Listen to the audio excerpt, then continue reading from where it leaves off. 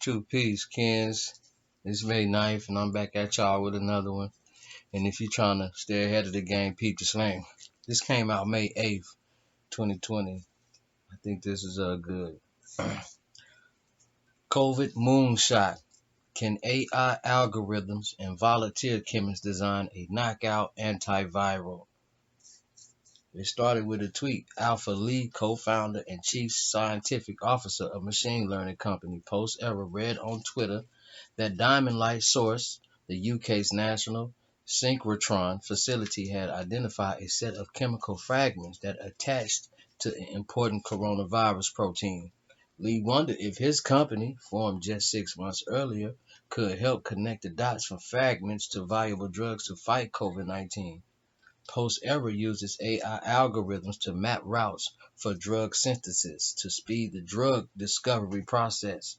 But to do so, they would need some design ideas. So Lee asked the internet. On March 17, in collaboration with Diamond, the PostEra team launched the COVID moonshot to crowdsource drug design from municipal chemists. The PostEra applied their technology pro bono to determine if and how those designs could be made. We thought we might have 100 or 200 submissions, says Lee, an associate professor at the University of Cambridge. In fact, we got thousands, over 4,500 molecules designed from 280 contributors around the world flooded into the submission sites PostEra set up for the effort. Two chemical synthesis companies have stepped up to physically make the compounds, providing their services for free or at reduced cost. And two pharmaceutical companies, UCB and Boehringer Ingelheim, are contributing employee time toward the effort at no charge.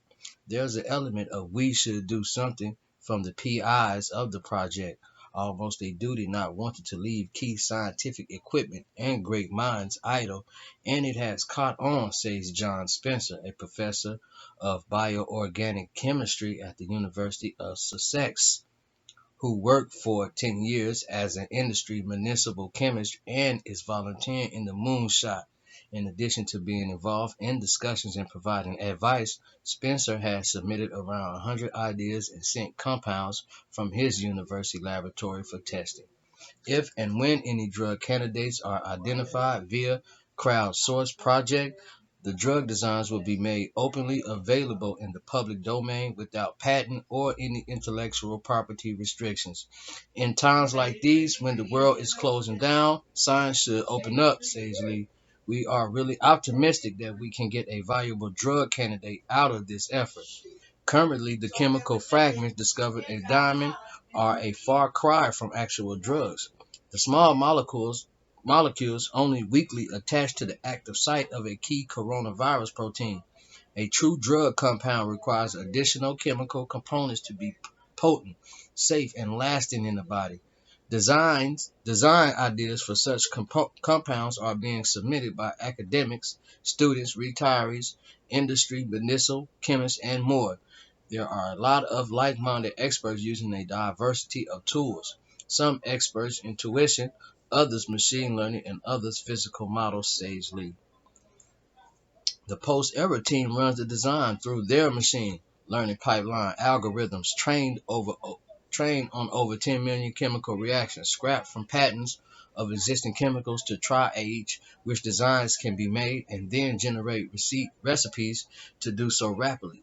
In a 2019 paper, PostEra algorithms outperformed human chemistry in predicting the outcomes of chemical reactions. Lee estimates Lee estimates that designing ways to synthesize over 2,000 molecules might take chemists about 3 weeks. The PostEra algorithms did it in a weekend. Once the first batch of designs was tri-aged and complete, PostEra sent them off to chemical synthesis companies. What's that? Innamind and Sia Life Science, who synthesize the compounds at no or reduced cost. They've been super generous with their time, says Lee. Incurred synthesis and testing costs are being funded through a GoFundMe campaign. Next, laboratories at the University of Oxford in the UK and Weizmann Institute in Israel began testing the compounds against the coronavirus protein, an enzyme called MPRO, that is central to the virus' ability to replicate. So far, there are several promising leads, say Lee, after testing against the protein in the dish. Any strong hits will move into being tested against the whole virus, then against viral infection in animals. Lee hopes to identify a preclinical candidate in the new few months. Knowing there's a chance we'll stumble upon some new discoveries in an unprecedented manner with a number of scientists from all countries, all levels. Everyone is welcome. Everyone has a voice. It's invigorating, says Spencer. I sincerely hope that this is a sign of things to come. If you want to get in on the effort, the Moonshot team continue to welcome design submissions through their website.